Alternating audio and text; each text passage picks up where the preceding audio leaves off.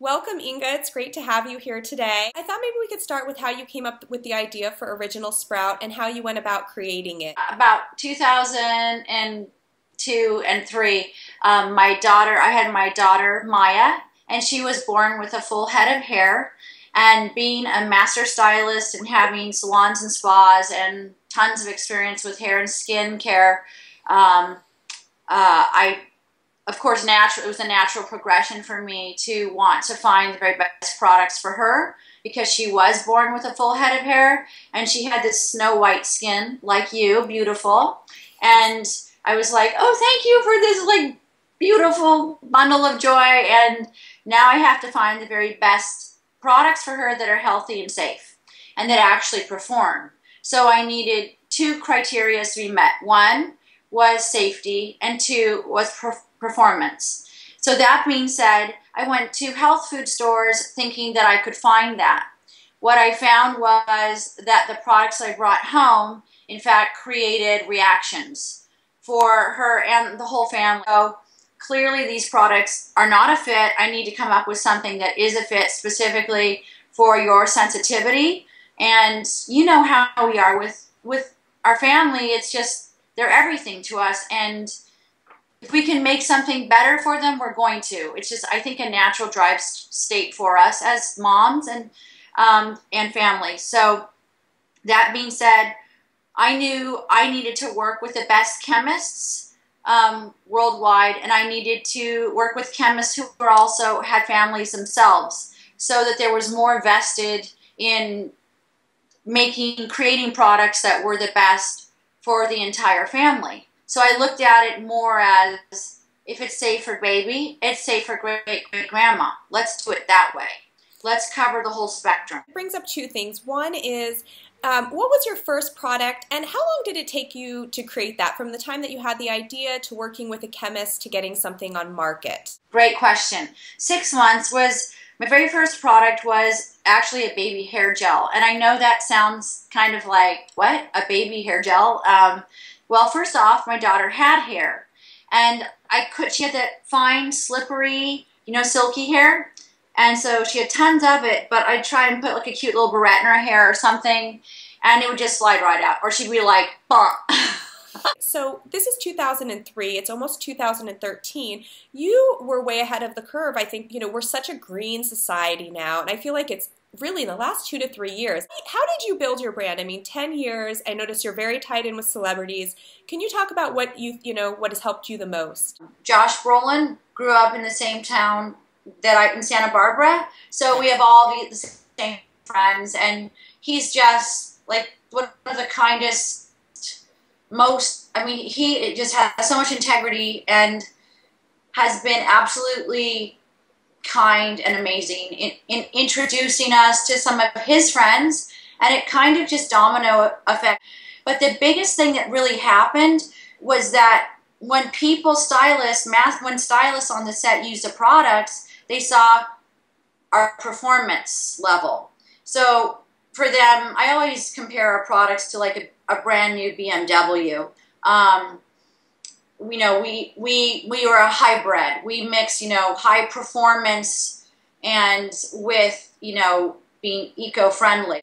Okay, so I wanted to ask you, I know that the Talk TV show, you were on that, and I watched it, and you talk a lot about what's in your products, the non-toxic and all of that, which is very fascinating. And then you've also been on the Today Show, and, you're on the media a lot. Can you tell me, what are the results of that? Of course, sales. I mean, sales go through the roof. Every time people are able to see you and hear about what you're doing, what you're creating, they want to try it because they realize this is the real story. So what's so great about the integrity behind the real story, it's not some massive corporation with some guys behind a desk going, how can we make a bunch of money? It's not that. When you're able to be on these amazing shows where they really want to hear about the story and you get your message out there, it's just phenomenal. I mean, the outpouring of not only sales, of course, and the profit helps you grow the business. It helps you give more jobs. It helps build the company, which is fantastic.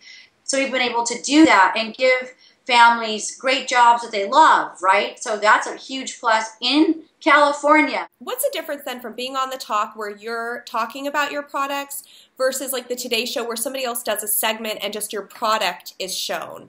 Can you tell me what value difference that is? Yeah, I would say that both shows give you, your company, maximum exposure.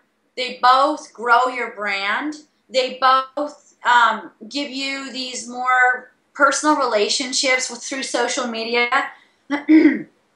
So depending on your forum and what you're using, like if you're doing Facebook, Twitter, Instagram, whatever you're, like the compilation that you have in your social media, it feeds that as well. Oh, I definitely understand that. So I guess more from a brand perspective then, and then we can move on, is, you know, when you started, nobody knew Original Sprout. So for the mom entrepreneur listening that has a brand and they're just starting out and they're getting some publicity, maybe they got on the Today Show too or so forth, and it gives them these little bumps. Do you feel like in the 10 years of being, you know, Original Sprout, what was the turning point? At what point did you feel like people knew who you were rather than you knocking on doors? The turning point for me was walking through a I was walking through a store looking at clothes, and little kids were peeking out from the clothing and pointing and going like this at me. And the moms were looking at me, and I was like, and then they were waving at me, and I was waving at them, and I was like, okay, those are really cool people. And then I thought, hey, wait a second. Oh, they recognized me. And then I was kind of like, I'm so like, duh, I love everybody. So I'm like, hi. So for me, it's been a really awesome thing, because the people that have been recognizing me, and then I'll recognize them as a part of the Sprout family. I see us as one happy family, because we all have the same kind of intention. It's the intention of making the world a better place for our families and for their children. It's more for the perspective of the audience of mom entrepreneurs watching this. You know, you've had a lot of success. And so are there any tips that you can give to a mom entrepreneur listening that's, you know, they're in the first few years, knocking down those doors. It's tough. It's brutal.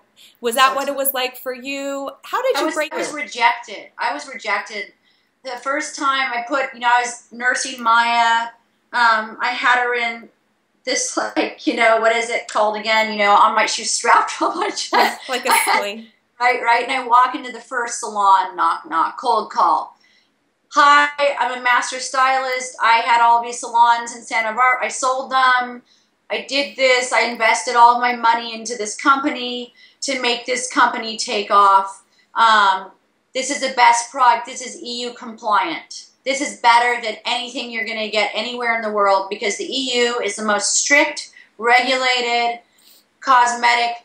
I mean, my respect for the EU and their cosmetic regulation is beyond, beyond, beyond.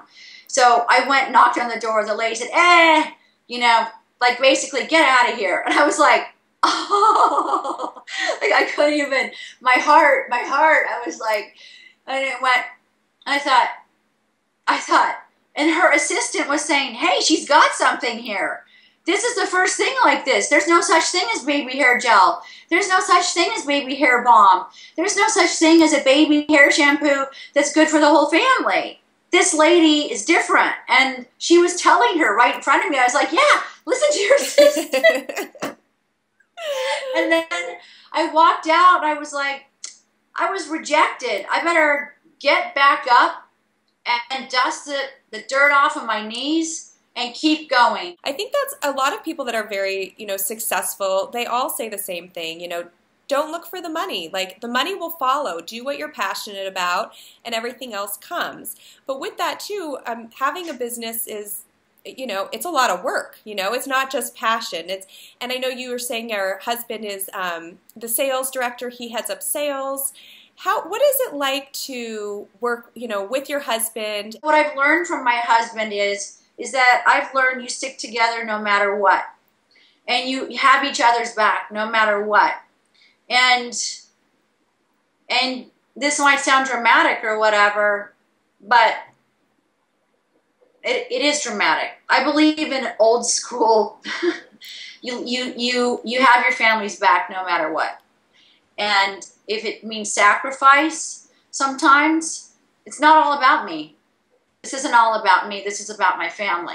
So what I could do to serve my family is my job. I'm not speaking religiously. I'm not speaking in any other way other than by my heart, which is, you know, if they can say when I'm gone, if they can say she was a great mom and she had my back, I did my job. And if he can say, if he could say she had my back and she was a great wife and she loved me no matter what, I did my job. That's what matters. And that if people can say she made the best product that I've ever used and the integrity is still there and she passed it down to her daughter to maintain that integrity, it's old school, but I believe in that. So it's wonderful what you're doing, and thank you for sharing your story with us, and I appreciate it. So thank you, Inga. Thanks so much for having me, Rachel, and it's a great show and a wonderful thing that you're doing.